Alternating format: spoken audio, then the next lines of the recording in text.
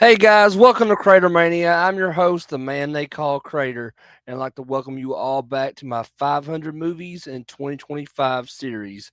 And for tonight's episode, this will be movies number 407 through 416. And tonight's episode is a very special episode. Not to say that all the other episodes of the 500 movies in 2025 aren't special, because they are. But tonight is a very special one because, as you know, if you've been following the channel, I just finished up my Vamp Mania episodes where I talked about several different vampire movies that I love and I've loved since I was, growing up and as a kid, just being obsessed with vampires. And, just to follow up on that, I wanted to do tonight's episode as a tribute to the ultimate vampire, the one that made vampires popular. And also just wanted to celebrate the man that brought that vampire to life in Bram Stoker, because about 9 days ago on November the 8th, it was Bram Stoker's birthday. So, earlier this year, I celebrated the birthday of Mary Shelley and I talked about all things Frankenstein, in tribute to Mary Shelley.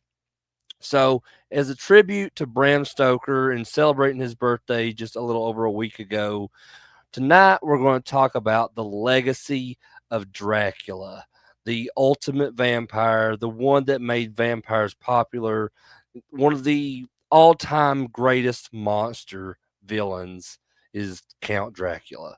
And of all the shadows that that dance in just the flickering gaslight, of our collective nightmares, none is longer or more enduring than that of Count Dracula.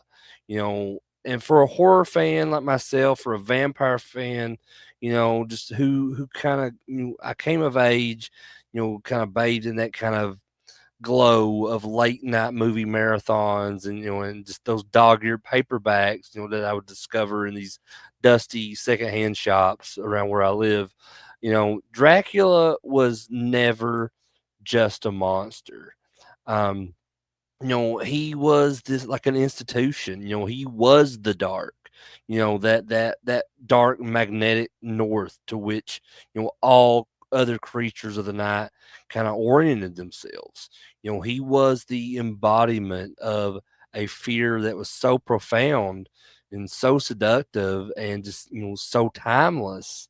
um just that it felt less like fiction, and just more of like a half remembered truth, you know, um, that from like a darker and more elegant age, I guess. Um, and my journey with Count Dracula, um, you know, began not with the book itself, but just the original movie. The original Universal monster movie with Bela Lugosi, Dracula, back in 1931. It, and also, around that same time, it was also with Christopher Lee, in the Hammer horror films of Dracula. And just both of those people, like Bela Lugosi and Christopher Lee, just so regal and terrifying, you know and they were just kind of like, their eyes were always kind of filled with this like ancient sorrow. um it was, just also the theatrical charm of Bela Lugosi and Christopher Lee, and all these other actors that would portray the role of Dracula. Um, Gary Oldman in the 1992 film, which is one of the films we'll be talking about tonight.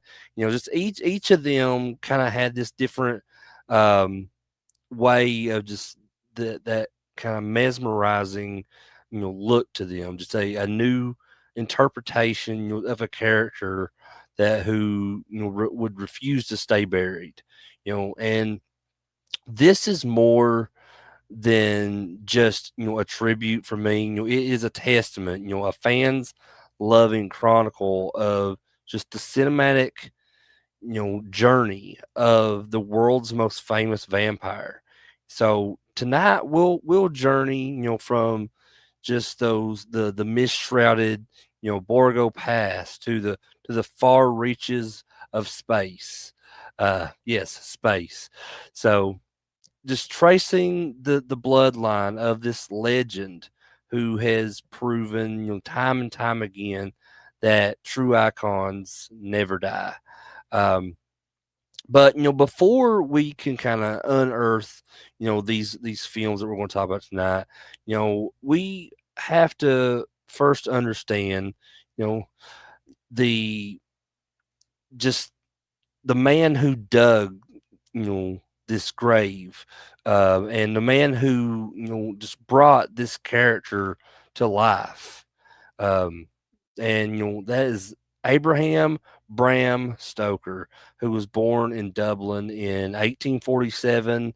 Um, he was not some cloistered, gothic, eccentric scribbling away in this lonely garret or anything. He was he was a man of contrast. This this sickly child who blossomed into this champion university athlete. A just a civil servant who became the business manager for this theater in London, which is one of the most famous playhouses of its day, and this position placed him, at the heart of Victorian society, just serving, the legendary actor, Sir Henry Irving. It's a man whose charisma, you know, and that commanding presence and that dramatic flair are widely believed to have served as a primary inspiration for Dracula's, aristocratic bearing. So Bram Stoker was just this quintessential Victorian man, living in this era of breathtaking, progress and um, just that crippling anxiety, and the British Empire was at its, zenith, yet where was a, palpable fear of reverse colonization. Um, just the idea that the savage or foreign elements from the colonies could invade and corrupt the heart of civilization. And science and rationality were ascendant, yet spiritualism, the occult, and just a fascination with the supernatural would flourished in parallel. It was an age of just strict sexual repression where desire was a dangerous and often unspoken force, um, and just into this kind of crucible of contradiction, Bram Stoker poured his masterpiece, that Dracula, which was published in 1897, was not an instant bestseller, but it tapped into just the cultural, zeitgeist with uncanny precision. It is a novel about the old world, steeped in superstition and bloodlust, and just crashing against the shores of that the modern scientific West. Um, it is about just that repressed sexuality of the era bursting forth in the form of a predator who offers not just death, but this ecstatic eternal life. It's about the fear of the foreign aristocrat, with his strange accent and the ancient lineage, just seducing and corrupting these proper English women. And Bram Stoker, through his research into Transylvania folklore and historical figures like Vlad the Impaler, um, and just those prevailing anxieties of his time, he crafted this monster that was just a perfect reflection of his age. He wasn't just writing a horror story, he was conducting a literary seance, just channeling the fears of an empire onto the page and just giving them a single unforgettable name. And just to truly appreciate Count Dracula's, cinematic legacy, one must first understand him as Bram Stoker had conceived him. So the Dracula of the novel is just a far more complex and terrifying entity than many of his film portrayals suggest. He's not merely, this fanged goth with a cape. He's a force of nature, just an ancient evil with just this formidable intellect and just a host of terrifying powers.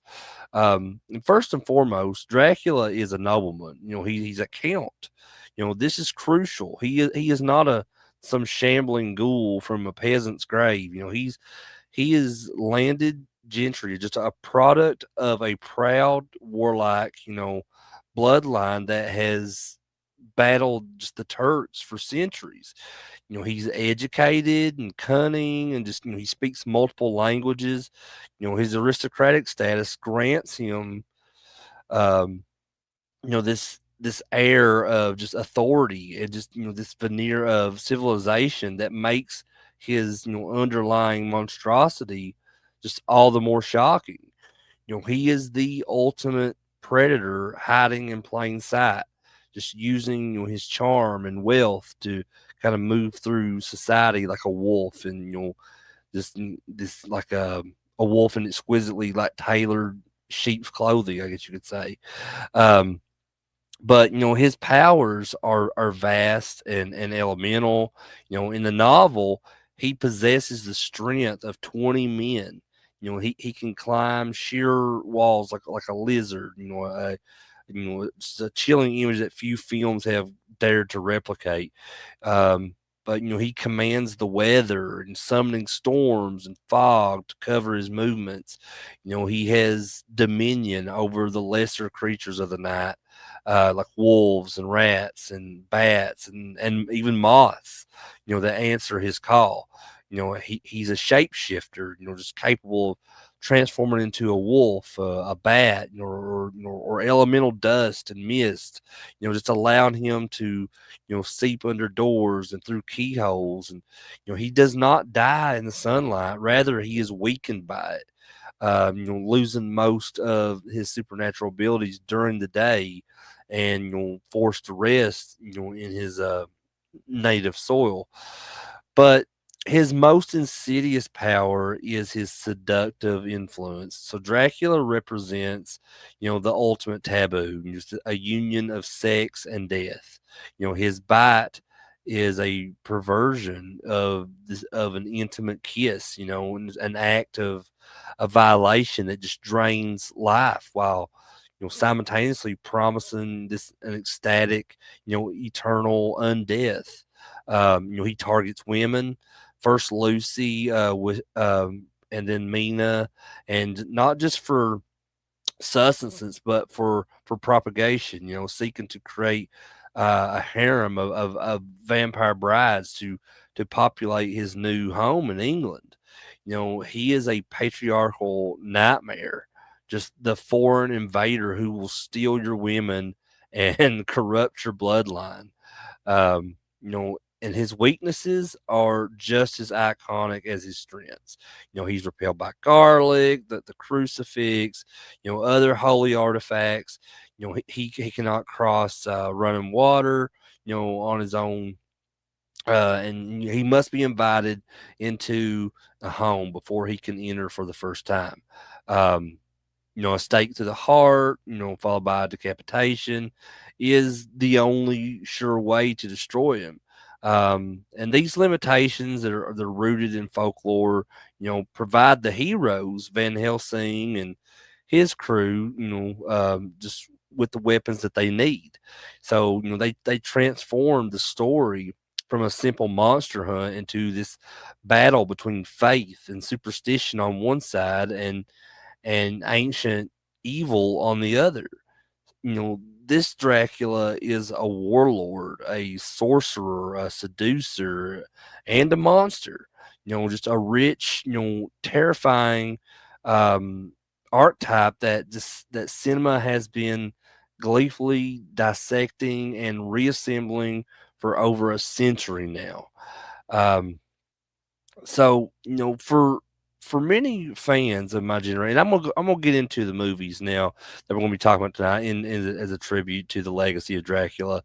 Um, and for many fans of my generation, um, this first movie I'm gonna talk about is one of the movies where it all began for so many. Um, so after the atmospheric, you know, but stage bound Universal classic with Bela Lugosi, Hammer Film Productions took Bram Stoker's novel and injected it with just a shot of adrenaline and vibrant, gushing color.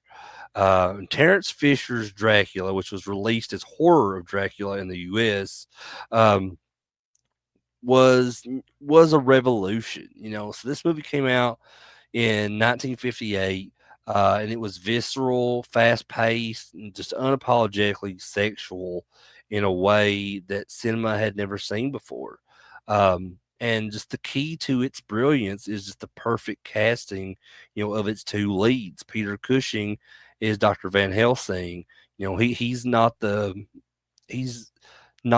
elderly Dutch professor of the book, but the sharp, athletic and just utterly ruthless man of science and faith. And he is the definitive vampire hunter. A heroic figure whose intellect is matched, only by his physical courage. And then there is Sir Christopher Lee.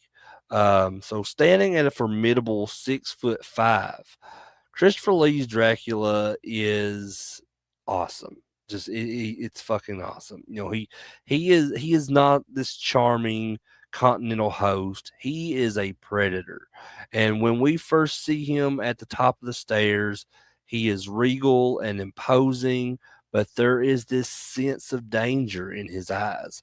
And Christopher Lee's performance is intensely physical. He moves with this kind of swift, predatory grace, and when his fangs are bared, it is with like a feral, animalistic snarl. The film wisely gives him very little dialogue, and just letting his towering presence and that piercing gaze really do the talking for him. You know, this Dracula is just pure distilled evil. Um, just a creature of that aristocratic entitlement and just these ravenous appetites. The implied sexuality is off the charts here. And when he bites his victims, it is just an act of savage passion, just leaving the women in this state of just breathless, you know dare I say, post-coital exhaustion. um the the film is just a masterclass, in gothic atmosphere. The sets are lush and detailed and just a perfect blend of decaying, that opulence and shadow dread. But its its most enduring legacy, I think, is the climax of the film. The final confrontation between Cushing's Van Helsing and Lee's Dracula in the castle library is one of the greatest scenes, I think, in Dracula's history of on film. Um, it's a frantic, like desperate struggle that ends with Van Helsing making this heroic leap, tearing down these curtains and just letting the morning sun pour in, and just the sight of Dracula, crumbling to dust, his flesh peeling away in the holy light, what was shocking in 1958. And just it remains this iconic, you know beautifully realized piece of practical effects wizardry. Hammer's Dracula didn't just revive the character, it redefined him for a new, more bloodthirsty generation. And I think that this one is probably one of my top favorite Dracula movies that there is. I know it's probably definitely my favorite Christopher Lee Dracula film, and he was in a bunch of them. He was in a ton, just like how Bela Lugosi was in a lot of the Universal Dracula films. But and it's always been kind of hard for me to determine over the years because I do love Bela Lugosi's Dracula, but there's just something about Christopher Lee as Dracula that really kind of puts him over Bela Lugosi's Dracula. And I know a lot of people that will hear that and be like, "Oh, that's blasphemy. That's crazy. What are you talking about, Crater?" But I mean, that's just my opinion, and I mean, I'm entitled to that. Although Duncan Rager from the Monster Squad, his Dracula is probably my favorite Dracula out of all the portrayals of Dracula.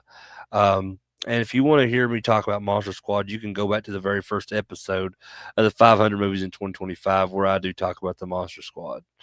Um, but moving on to the next film, which and how do you create a sequel to a film like to the film that we just talked about, where Dracula was so definitively turned to dust?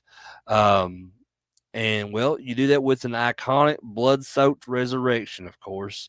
So Hammer's second true Dracula film, following the excellent non-Dracula entry, The Brides of Dracula, brings back Christopher Lee in Dracula Prince of Darkness from 1966. And his performance is so legendary for one specific reason. Again, he has no dialogue, not a single word. And legend has it that Christopher Lee found the scripted lines, that they originally had for him so dreadful that he refused to say them. Now, whether that's true or not, the result with this film is magnificent. Just this silent performance makes Dracula even more terrifying. He is no longer this character to be reasoned with or understood. He is an elemental force, a mute but expressive avatar of death. His rage, his hunger, are they're all it's all conveyed through Christopher Lee's piercing stare and just the curl of his lip and just his that sheer physical dominance that he brings. He is less a person and more of like a walking plague, if that makes sense. Um, so the film itself is just a masterwork, of suspenseful buildup. So director Terrence Fisher, takes his time, just spending the first half following these two pairs of these English tourists who, against all warnings, find themselves stranded at Castle Dracula. And the atmosphere is thick with dread. Just a sense of that impending doom, with every creak of a door or a gust of wind. And the castle servant Clove is this wonderfully creepy creation, and just the sequence of Dracula's revival is Hammer, at its goriest and most gothic. A victim is strung up above the count's sarcophagus. His throat is slit, and just the blood pours down onto the ashes. Magically reforming the Prince of Darkness in this swirl of smoke and crimson. And it's a beautifully grotesque and unforgettable scene. Um, Now, the second half is just a relentless pursuit with Dracula hunting down these survivors. And Barbara Shelley gives a fantastic performance as Helen, whose transformation into a vampire is both tragic and terrifying. And her feral, pleading desperation is one of the great, um, vampire, just you know, one of those great vamp out scenes in the genre. Just the film's climax set on this frozen moat is another stroke of genius. Van Helsing this time, played by Andrew Keir, shatters the ice, and Dracula is trapped in the running water. Um, and Just it's a classic folkloric weakness that was beautifully weaponized here. Um, Dracula Prince of Darkness is just a testament to the power, of visual storytelling. Just proving that, with an actor as commanding as Christopher Lee, that words are entirely, unnecessary to create this portrait of pure, unadulterated evil. Um, but that brings me to the next movie, though. So, on the next movie on this list is Count Dracula from 1970. And I think this is a faithful, yet it is flawed, but it's a great movie. For years, horror fans had yearned, for a truly faithful adaptation of Bram Stoker's novel. In 1970, so the Spanish director Jess Franco delivered what is, in many ways, just that. What makes Count Dracula so special for a fan is that it was the first time the great Christopher Lee, who is the definitive screen Dracula for so many, was allowed to portray the character as Stoker had wrote him. This old man who grows younger as he feeds, and complete, with the book's signature mustache, as Dracula was described in the book. And most importantly, he gets to speak Bram Stoker's words. So hearing Christopher Lee deliver Dracula's monologue about his warrior ancestry, what devil or what witch was ever so great as Attila, um, whose blood flows in these veins, or something like that. That is a moment of just pure unadulterated joy for any devotee of the novel. Any fan of the novel would absolutely love that. Um, the film is far from perfect, though. It was made on this shoestring budget, which is often painfully obvious. Uh, the special effects are kind of, they're not great, and some of the pacing is kind of not great as well. But yet its virtues are immense. So, Jess Franco creates this kind of sense of hypnotic, dreamlike dread. Um, the film feels less like a traditional narrative and more like a fever dream, and just kind of perfectly capturing that surreal quality, of Harker's imprisonment, in the castle.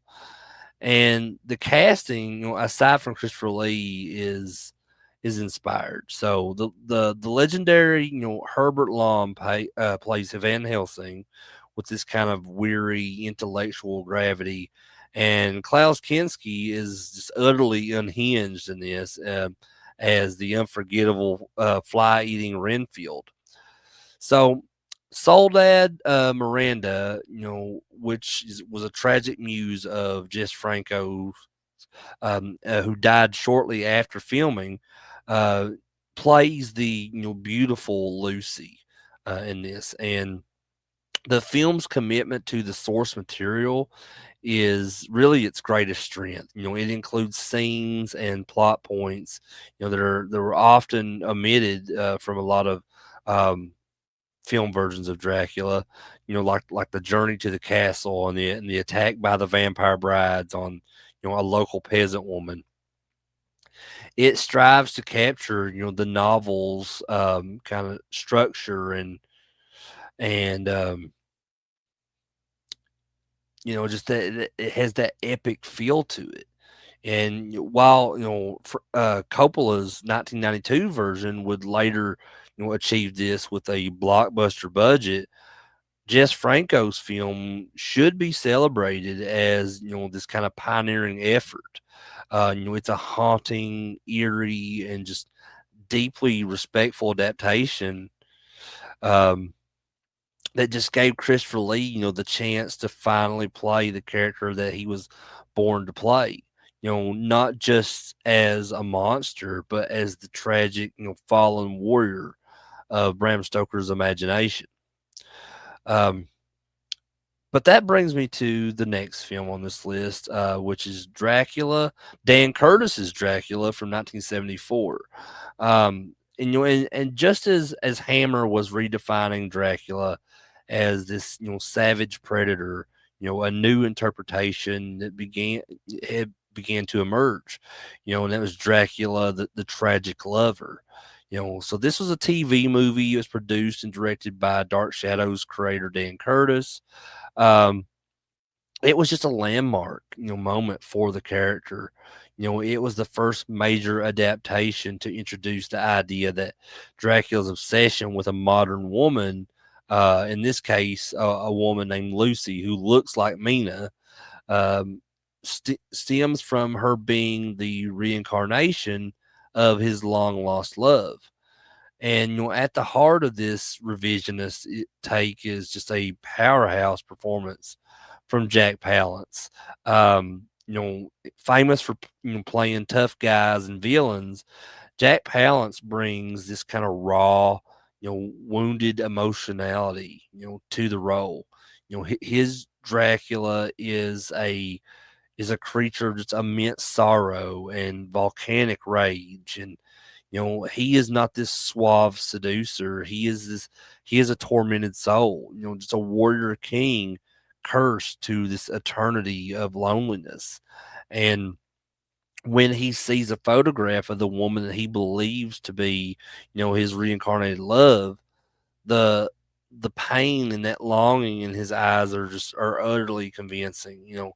And Jack Palance's physical presence is immense here. He's brooding and brutish and yet capable of moments of surprising tenderness. And this Dracula is a beast, but he is a beast with a broken heart. um Dan Curtis, directs with his that signature gothic flair, filling the screen with mist and candlelight and just decaying grandeur, and just the film has this rich look to it. It effectively kind of conveys the scope of Dracula's history and his just profound connection to, his homeland. Um, the narrative choice to make him this tragic hero, just a man driven by a centuries spanning love, was revolutionary. Really, I mean, it added this layer of just sympathy and complexity to the character that had rarely been explored before. This concept would become a cornerstone of future adaptations, most notably Francis Ford Coppola's 1992 film. But Dracula from 1974 deserves immense credit for daring to ask that question. What if the monster was also the hero of his own tragic love story? And Jack Palance's tortured, unforgettable performance provides a definitive and deeply moving answer. Um, Now, for this next film on the list, which is Blood for Dracula from 1974, this one is completely different from any Dracula film that had came before it. This was produced by Andy Warhol and it was directed by Paul Morrissey. Blood for Dracula, which is also known as Andy Warhol's Dracula, is not just a horror film. It is this bizarre and hilarious piece of just social satire. This is Dracula is seen through like a pop art lens, and the result is one of the most unique and strange interpretations ever put to film, in my opinion. Udo Kier gives this performance for the ages, honestly, as Count Dracula. His Dracula is this sickly, um, desperately pathetic creature. He's this dying aristocrat, from a dying world, just forced to travel from his homeland because, as he laments in his thick accent, there is no more virgin blood in Romania.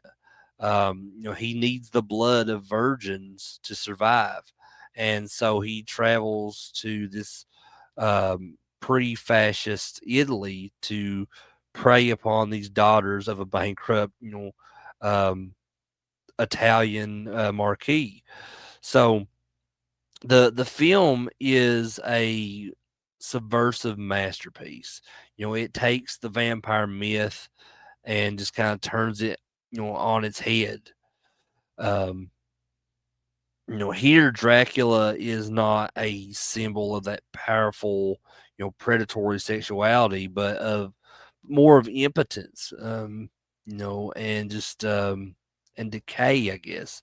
He is this frail, trembling figure who vomits up the non-virgin blood and spends, most of his time, reclining on and just complaining about his delicate health.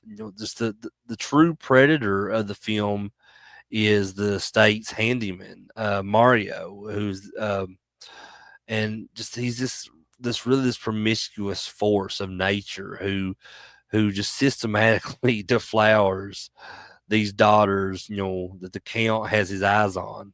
Um, so the film is darkly comical, just filled with these kind of deadpan line deliveries and just moments of just this shocking, almost beautiful gore. Like when Dracula finally finds a virgin and feeds, the blood sprays just like these kind of lurid, painter like, arcs. And just the final sequence where the mutilated but still living count is just systematically dismembered by Mario. I mean, he gets his arms cut off, he gets his legs cut off. It's both gruesome and just absurdly funny. I mean, to me, it's one of the most entertaining parts in the entire film in the ending because it's just so bizarre. So Blood for Dracula is just a brilliant deconstruction of the myth. It uses the vampire as a metaphor for the decaying European mm, like aristocrats and just they're unable to survive in a modern world that has no place for its kind of its values or its need for virgins. It's a must see, I think, for any fan who appreciates a truly audacious and just intelligent take on the legend. So definitely check that one out. Um, Now this next one, this was another first time watch for me. So actually, the last two, I shouldn't have mentioned that. The last two films, The Blood for Dracula and Dan Curtis's Dracula, both of them from 1974. Um, and also Jess Franco's Count Dracula. Those were all first time watches for me. Um, and this next film, this was also another first time watch for me, and I'm kind of mad at myself for having missed out on this next one for so long. Because after watching this one for the first time, this ended up being one of my favorite Dracula movies I've ever watched. And this is Dracula from 1979, and if Christopher Lee was the Predator, and Jack Palance was the Tragic Warrior, then Frank Langella was just the ultimate seducer. Um, so this was based on the wildly successful Broadway revival. Um, John Badham's Dracula is just a triumph of lush, romantic, gothicism. This is Dracula reimagined as a matinee idol, a dark hero whose allure is so powerful that women literally throw themselves at his feet. Um, and Frank Langella's performance is magnetic. He had owned the role on stage, and he brings a theatrical, almost ballet like grace to the character. His Dracula is suave, intelligent, and just utterly confident. He doesn't snarl, he purrs. His power lies not in brute force, but, in his kind of hypnotic charm and just that promise of, forbidden ecstasy. And with his open neck shirt and his flowing hair and just that smoldering gaze, he is less a creature of the night and more of a gothic rock star. Um, the film reframes the story as an epic romance, a battle not just for Mina's life, but for her soul and and her heart. Um, the production design is breathtaking. The film has just a saturated, almost monochromatic look. And that's one of my that's one of my favorite things about it, is that is how it was styled like that, and just it at times it's punctuated by splashes of vivid color, just kind of primarily the crimson of blood and wine. And Carfax Abbey is reimagined as this vast, crumbling and possibly romantic ruin. Um, but the film's secret weapon really is its score, because the legendary John Williams composed a soundtrack that is soaring and operatic and just achingly romantic. And as soon as I seen his name in the opening credits, because like I already was like kind of like drawn to the music that was playing in the opening credits, and then when I realized and I see his name in the opening credits, like John Williams, I was like, oh man, I was like, this is going to be fantastic, because I've never really seen a bad movie that had John Williams music in it. It just it elevates the film beyond just a simple horror movie into this grand tragic love story. Um, and just the supporting cast is stellar here. I mean, just you have the great Laurence Olivier as this frail but determined Van Helsing, and then Donald Pleasance, the legendary Dr. Loomis from the Halloween franchise, playing the tormented Dr. Seward in this version of Dracula.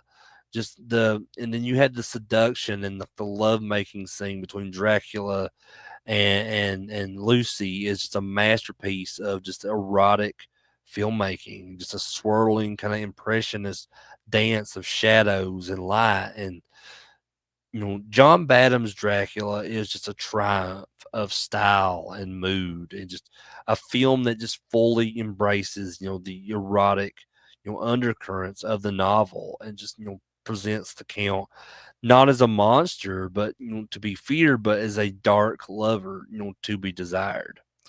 Um, and now that brings me to what is possibly my favorite Dracula movie of all time, and that's Bram Stoker's Dracula from 1992. So in 1992, Francis Ford Coppola, just one of the masters of modern cinema, decided to return to the source. His stated goal was to create an adaptation that was faithful to the spirit, the plot, and just the multi-perspective structure of Bram Stoker's novel. The result is arguably the most visually stunning, emotionally resonant, and just artistically ambitious Dracula film ever made. And like I said, this is probably my absolute favorite Dracula film ever made. This film is a glorious throwback, just a deliberate rejection of modern CGI and in favor of old school in camera effects, matte paintings, forced perspective, rear projection, all used to create this world that feels like a living, breathing, surrealist painting. The aesthetic is pure cinematic ecstasy. Um, and just there's the Oscar winning costume design is just a character in itself, from Dracula's blood red armor to Lucy's ghostly burial shroud where she's just covered in pure white, and this is a film where every frame is really like a work of art. Um, at its core, it is one of the all-time great monster performances. Uh, Gary Oldman is simply extraordinary. He is the Lon Chaney of his time, whereas Lon Chaney Sr. was called the Man of a Thousand Faces. You can simply say that about Gary Oldman as well. And Gary Oldman is another one of my all-time favorite actors. And he became one of my all-time favorite actors simply because of this role. He portrays Dracula in all of his forms. The ancient, withered Count in his castle. The the dashing romantic Prince Vlad in London, and just the monstrous bat and wolf creatures he becomes when he's enraged. And Gary Oldman just captures the character's immense age and his sorrow, his terrifying power, and just his just that profound, all-consuming love for Mina, played by Winona Ryder here, whom he believes is the reincarnation of his wife, Elizabeth. So the film's prologue, just where it depicts the historical Vlad the Impaler's battle against the Turks, and his subsequent, renunciation of God, provides the character with this powerful, tragic motivation that makes him both terrifying and just deeply sympathetic. Um, the entire cast here, and this is another one of the reasons why this is my absolute favorite Dracula movie, is because the cast itself. Anthony Hopkins is a wonderfully just eccentric and driven Van Helsing, and then you have Keanu Reeves. Is this earnest, is slightly wooden Jonathan Harker, and then Sadie Frost's portrayal of Lucy's descent into this kind of vampiric hedonism is very bold and unforgettable. And of course, one of my all-time crushes growing up, Winona Ryder, that plays Mina, so beautiful and such wonderfully portrayal of Mina in this, and just that chemistry between her and Keanu Reeves and her and Gary Oldman, and just every time she's on screen, your eyes are on her, and you know that is just this movie is phenomenal. It is absolutely phenomenal. I mean, Coppola's film is just a grand opera of blood and love and death, and it just embraces that story's, horror, and that epic romance with just equal passion. It's a film that understands that Dracula is not just a monster. He's this fallen angel, just a tragic figure raging against God and time, and it gives his story that kind of glorious cinematic scale, that it's always deserved. Um, but yeah, like I said, I mean, if you've never seen the Bram Stoker's Dracula from 1992, get on that, because, like I said, it's my absolute favorite Dracula movie that there is. It's definitely one that's hard to beat. Um, but this next film on the list, from 1995, is is another very different take on the Dracula story. Um, so this is Dracula Dead and Loving It from 1995. And after decades of just terror and tragedy and romance, it was time for Count Dracula to have a good laugh at himself. Um, and who better to orchestrate it than the master of parody, Mel Brooks? So, following his legendary send up of Frankenstein's monster and Young Frankenstein, which I did cover earlier this year on the Mary Shelley tribute to the Frankenstein films, Mel Brooks had now turned his sights on Dracula, and the result is a film that is, for a true fan, an absolute delight. Um, the key to great parody, is a deep love and understanding of the source material. And Dracula Dead and Loving it is just bursting with just affection for the Dracula films that came before it. It's a hilarious mashup of the 1931 Bela Lugosi classic, and the Hammer Horror series, just with visual gags and one-liners that only a true fan will fully appreciate. And Leslie Nielsen, the king of deadpan comedy, is just perfectly cast as the Count here. He plays Dracula as this bumbling, vain, and slightly clueless aristocrat who is just constantly, undermined by his own gothic trappings. Um, the film is just packed with brilliant gags. The moment where Dracula, casts this giant menacing shadow on the wall, only for us to see that he's actually making like a silly like hand puppet thing, is just comic genius. His attempts at like hypnotism constantly backfire, and his transformations into a bat often him crashing into a window. Um, just the interplay between Brooks himself as Van Helsing and Peter McNichol's hysterically over the top performance as Renfield is just a constant source of laughter. Um, and just what makes the film so wonderful, from a fan's perspective, is that it feels like an inside joke. It lovingly pokes fun at the genre conventions that we know so well. The dramatic entrances, the stilted dialogue, the vampires, aversion to stakes. Um, it isn't mean spirited. It's a tribute. Dracula Dead and Loving It is a warm, funny, and just clever film that really celebrates the absurdity and just the grandeur of the whole Dracula myth and story. It's just a reminder that even the darkest of legends can have a wonderfully silly side to them. Um, Now, getting back on the serious side of things for this next movie on the list, um, you know, there was a new millennium dawning, going into the year 2000, and it was inevitable that Dracula would be resurrected for what was called the MTV generation.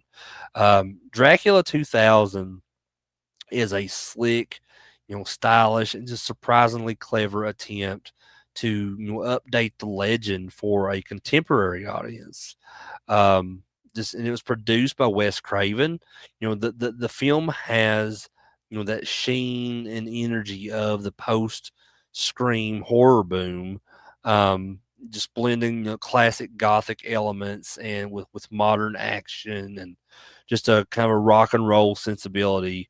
Because the soundtrack here has like Static X and Linkin Park and Disturbed and Monster Magnet, amongst other bands. Um, the film's opening is just a fantastic high concept heist. A group of these sophisticated thieves breaks into this high tech vault of this antique dealer, Matthew Van Helsing, which is played brilliantly by Christopher Plummer. And they're expecting to find this priceless art. Instead, they find this silver coffin, which they steal, and inadvertently unleashing Dracula upon the modern day New Orleans during Mardi Gras.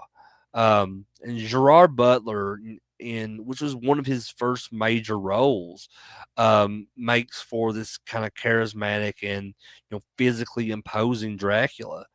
This isn't a withered old man um, or a tragic prince or anything. This is just a raw, powerful, and just dangerously sexy predator. He's a rock star vampire for the new age, and he fits perfectly into that kind of hedonistic chaos of Mardi Gras.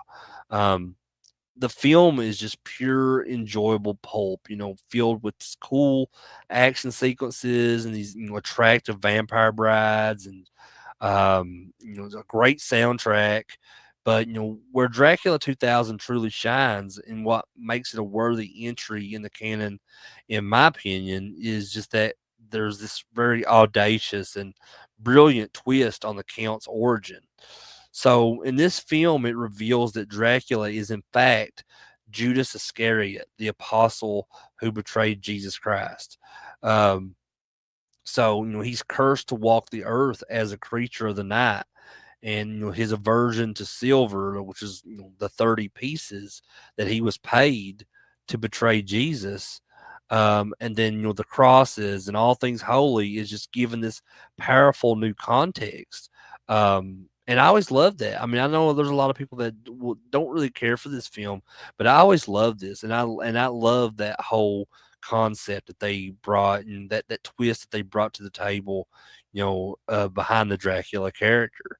You know, I think it's a stroke of genius. It just kind of contextualizes the entire myth, turning Dracula from this simple folklore monster into this figure of this immense biblical tragedy. It's a clever and respectful reinvention that adds this kind of fascinating new layer to the character's mythology, just proving that even after a century, there were still new and exciting stories, to tell about the Prince of Darkness.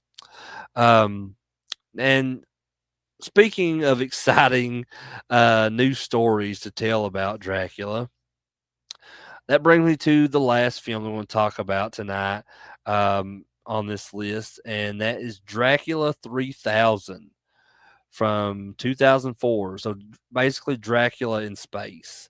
Um, and every legendary filmography has its oddities. It's black sheep, it's so bad, it's good entries that just fans, secretly cherish. Well, welcome to Dracula 3000. Because on paper, the concept is ludicrous straight off the bat. Dracula in space. Um, excuse me. So in execution, it's even more so ludicrous. This is a low budget, direct to video sci fi horror film that is, by any objective measure, a cinematic train wreck. And from a fan's perspective, it's absolutely glorious and so fucking entertaining.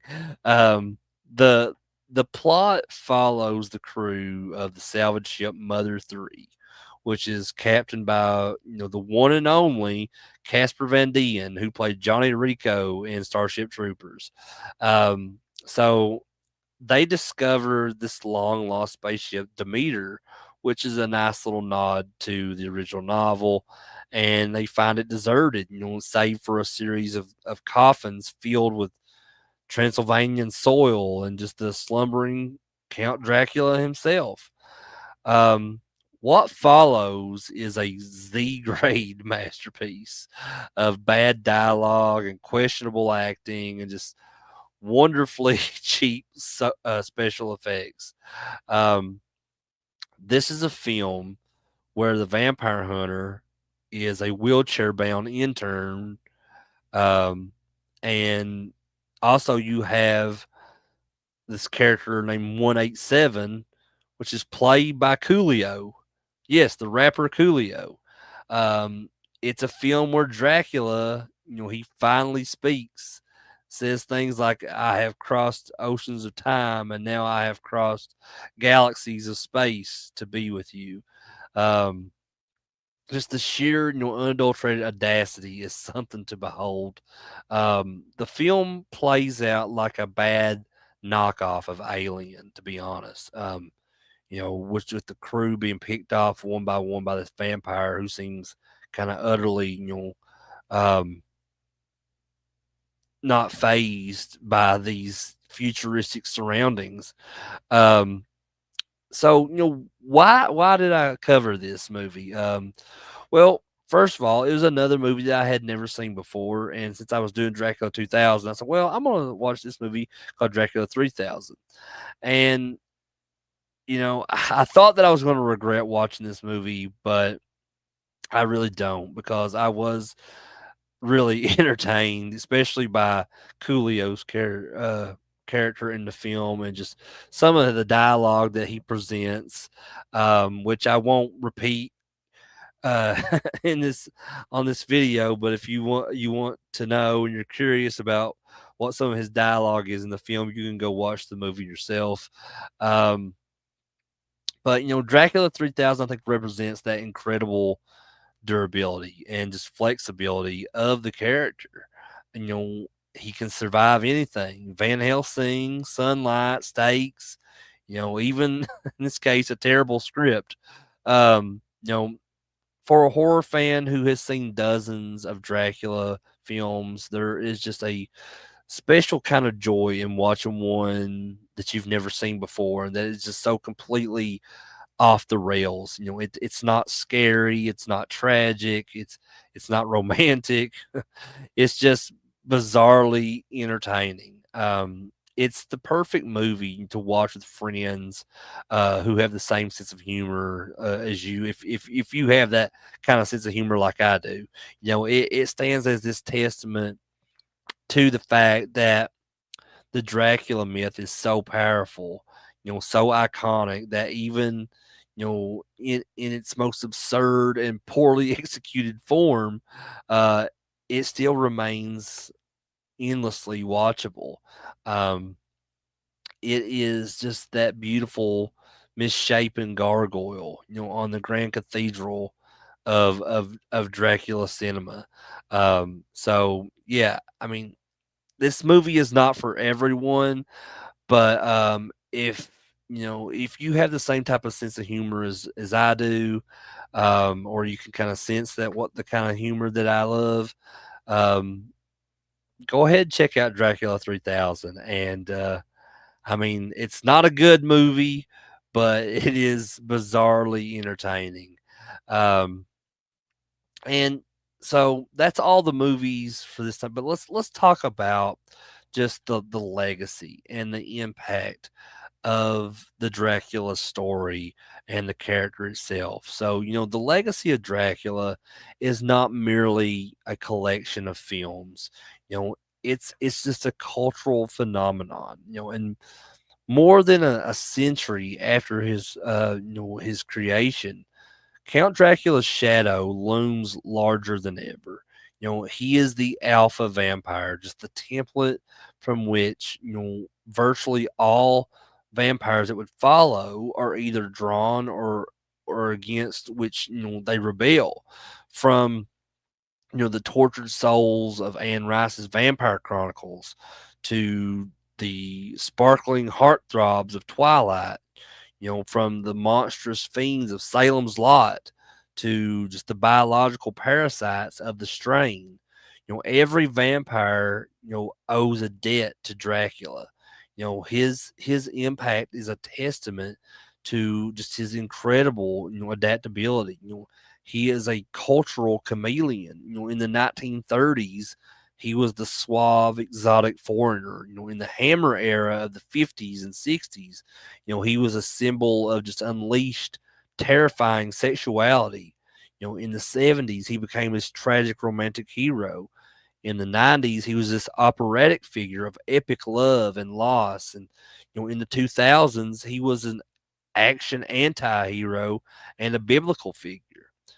Each generation remakes Dracula in its own image, just using him as this vessel for its specific fears and desires, and the fear of disease or of the or of the other, or of female sexuality, of death itself.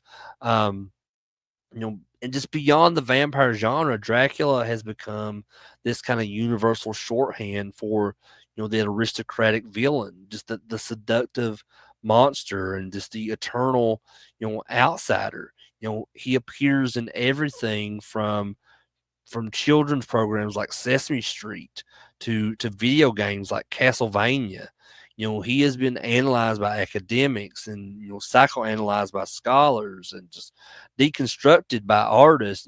He is a character who contains multitudes. He is the monster in the shadows and the tragic hero in the spotlight. That feral beast and just the heartbroken lover, just the invading plague and just the object of forbidden desire. His immortality is not just, a supernatural condition, it is a cultural fact. He persists because he represents something primal and eternal within, the human psyche. Our simultaneous terror of death and our, secret longing for the eternity that it might bring. And from the first time that I saw, Dracula, descend this, that crumbling staircase, I was enchanted. If you watch my Vamp Mania series, then you know that I was, as a kid, from a very young age, I was obsessed with vampires and vampire movies, and that's all thanks to Dracula. Um, just the journey through Dracula's cinematic history is a journey through our own changing culture. He has been our fear, our fantasy, our hero, our joke. Um, he has been brought to life by legendary actors who each found this different truth within, the character and his dark heart. We have seen him crumble to dust in the sun, only be reborn again and again from this splash of blood on his ashes, and resurrected by a new generation of filmmakers that's eager to tell his story. Um, the music, of his Children of the Night is indeed beautiful. It is the sound of just celluloid, flickering in a dark theater. The swell of a John Williams score, the hiss of a vampire snarl. It is the sound of a story so powerful that it can be retold endlessly without ever losing its, fundamental power to thrill, to frighten, and to seduce. Um, Dracula is more than a character. He is just this permanent resident, of our collective imagination. He waits for us there in his castle, eternally patient, knowing that as long as we fear the darkness and as long as we are drawn to the beautiful, dangerous things that live within it, we will always come back to him, and he'll be waiting to welcome us in. Um, so that is it, guys. That is my tribute to Dracula, to Bram Stoker, the legacy of Dracula. Um, like I said, I've been a huge fan of the vampire subgenre for so long, ever since I was very little, and just all that is in major thanks to Bram Stoker and his creation of Count Dracula. Um, I really hope you guys enjoyed this episode of the 500 movies in 2025 and this tribute to Dracula films and just the legacy of Dracula. Um, I want to thank, and all of you guys who either watched this live or you're watching this on replay. Um, Please drop me a comment below on what your favorite Dracula movie is and why. What got you into Dracula films? And if you like this video, please give it a thumbs up. I'd really appreciate that. That would mean a lot to me. And as always, if you're new to the channel, please hit that subscribe button to catch more videos from me like this one. I got a lot more coming up, like as we're getting closer and closer to the end of the year and getting closer and closer to those 500 movies in completion. So please subscribe to the channel to check out those videos that will be coming out over the next couple weeks and leading up all to the end of the year. And as always, click that bell for any future notifications. But with all that said, I'm Crater. This is Crater Mania. I love you guys. Have a good night.